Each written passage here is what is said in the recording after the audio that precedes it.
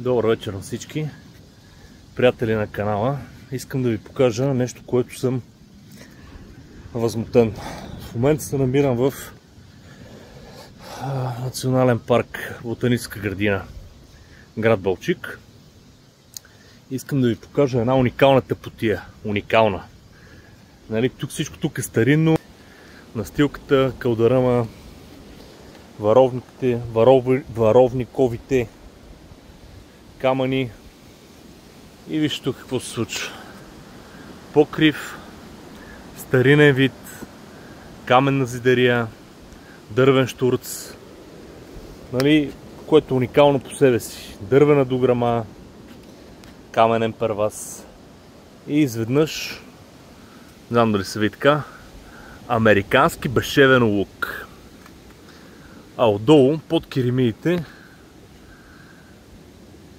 ондолин. Нали,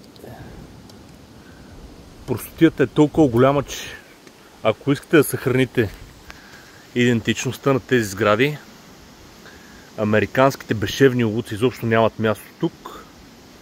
Най-малкото, което е, също няма място и ондолина, който е под тези турски керемиди.